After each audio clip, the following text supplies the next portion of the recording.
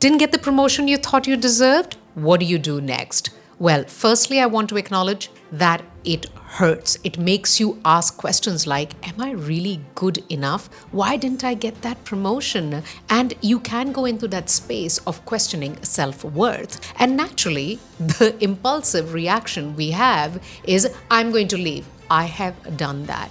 But is leaving the right thing? Welcome to the channel, everybody. My name is Anjalisharma. I run a multinational story practice for more than a decade now. Some of my top clients are Google, LinkedIn, Microsoft, and many more corporations. My purpose? Simple. Help you succeed by telling your story. I'm also the author of a bestseller, Strategic Storytelling: Why Some Stories Drive Your Success at Work and Others Don't. Well, let's go back to the question, is leaving the right thing? I want to take you back to the year 2007 when I worked in Australia, in Melbourne, Australia, and I was an associate director for a sales function. My capabilities, credibility was acknowledged by the leadership team. I was well respected. There was an opportunity to be promoted to a director. The director role was available, and I naturally thought I was a very, very strong contender. The team also really liked me, and I liked working with the team too. Everything was in place. And then the promotion announcement takes place, and it is given to somebody who has not even earned $1 for the function. And I want to remind you, this is a sales function. He's not necessarily a leader. Granted, a very good number cruncher. He was really good at putting Excel sheets together and doing the analysis and stuff, but not a leader, not a salesperson. He's made the director of the sales function. I am devastated. And that's where the thought is, this company does not recognize my value. I'm going to leave. Now, I asked myself, why should I leave? This company that I work for is well reputed, like it's got a great reputation within the sector. It's well funded. It's got lots of future prospect. In this moment, I can be impulsive and just leave, but am I doing myself a service? And I realized that I needed to stay, but stay in a way that I would get that promotion that I lost out on. And you know what? In the next 6 months, I got that director role. In this video, I want to break down for you what are the 3 things I did that really helped me just within 6 months get that director role. So let's go through one by one. Number 1, no complaints, only becoming a part of the solution. No complaints whatsoever. So when I heard that I'm not getting that role, naturally, I felt like I needed to talk to someone about it. So you turn your chair in the office and you start going to telling people, oh God, this is really shocking. I mean, how come that guy is not even earned $1 for our function? And you feel like you want to kind of, express the feeling that you're going through, which is not very nice with the colleagues. And your colleagues might sympathize with you, but it is really, really important to recognize that they're not going to be a part of the solution. Maybe in that moment, they can provide you some level of comfort by listening to you, but your colleagues are not there for that. The people that who you should choose to share your difficulties with, who can provide comfort to you in that moment, should be the ones that you can have a vault with. Vault means like this vault in which your things, whatever you say, remains in that space. Dr. Brene Brown actually says that one of the biggest factors of trust is whether who you're speaking to has a vault or no. So vault is like the safe in which things are, kept and never come out of.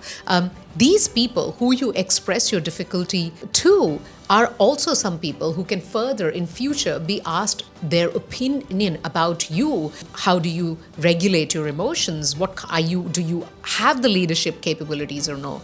So please do not complain to people within the organization. My simple rule in my entire working life, which is more than 2 decades now in different countries, different organizations, and for the last 10 years running my own story practice, has been the only person who I would tell how I feel about something is either my husband or my best friend who does not work for the company that I work for, because that is where you really get that release of tension and comfort, and you know that things will never go out.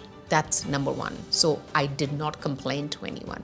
Number two, ask for specific clarity on what would make you get that role the next time. So after I had sort of picked up the phone to my husband and expressed all the emotions that I was feeling, I needed to figure out what next. So 3 days later, I reached out to my boss and I said to her that, I respect your decision. I trust you as a leader, but I am not, however, able to understand your decision. Like, I respect you, I trust you, but I don't understand the decision you have made. Would you please tell me what is it that I don't have and I should be working on to be able to get this next promotion? After a little bit of awkward silence, my boss said this to me: "You're an excellent salesperson, and we need you in this role to continue selling. But I don't think you are strategic enough to be a leader." Now, in that moment, I could have very easily just said, okay, I'm not strategic. And that could have been the story that I would label myself with.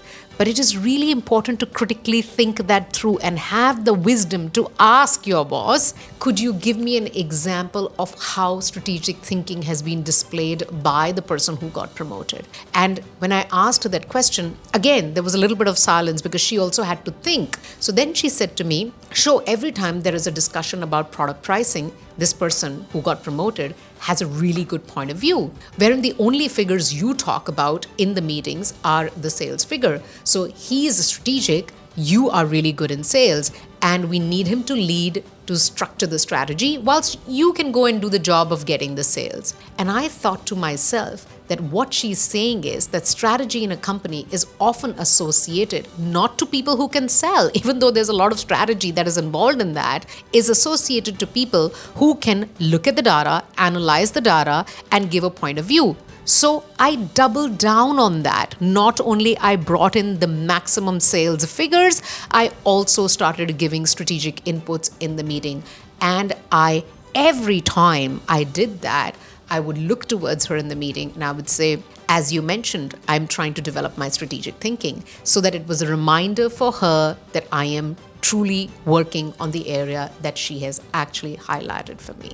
So that's what I worked on as soon as this promotion was not given to me. Let's move to number 3, build networks and visibility. When I realized that I was not given the promotion, one of the things I also realized was that this trust that I had in a singular place with my immediate boss. I realized that you do need to create a wider network. More leaders than your own leader need to know about the value you bring to the organization, because it kind of creates a little bit of a competition within the department heads. Let me give you an example of what that looks like. So there was this thing that salespeople needed to do sales calls, and all of us just loved sitting in the office and responding to the queries that came through and sold, based on what comes to us. But none of us was really excited or ever willing to get out in the market and do cold calling, meet new customers, meet customers who are with the competitors, and really navigate that space. So I said, I will do that, not because I enjoyed doing that, but because I knew if I did that job that nobody else wanted to do, then on every Friday, I will get a speaking slot for close to 10 minutes in the management meeting where I will be able to give the update of the marketplace. I just wanted to get in front of the management and make my value visible. So then when I started doing that, I remember that I started to build a lot of relationship with other members of the management team. And at one point, one department head actually went and said to my boss, "I love this girl. If you don't want her, or if you're not thinking of putting her in a director role soon, I will take her," which made my department head very, very insecure because she needed me to drive the sales. And if I had left, she would have had to have someone else do that, which she wasn't confident, right? So I expanded my network beyond just my leader and made my value visible. These are the 3 things I did. Number 1, stop complaining, only focus on becoming a part of the solution. Number 2, ask very specifically what is it that you need to do to get to that role that you want. Number 3, expand the value that you have, its visibility. Ensure that your value is visible not just to your leader, but to people who are leaders who are not your direct, people you directly report to. And you will have to do some hard task, put your hand up for some responsibility that will help you do that. Those are the 3 things that helped me get my director level role in the next 6 months. I want to tell you how my promotion was announced. We are giving this role to Anjali, who is a strategic sales leader and knows really well how to get the best out of the team members. So now I am strategic, I'm a salesperson, but I'm also a leader who knows how to get the best out of the other team members. I hope that helps. If you like what you heard, please hit the subscribe button, because that is like a little virtual hug you're giving me to continue putting this content based on my years and years of experience, share with you the wisdom that I have developed so that it helps you tell your story. Stay storied.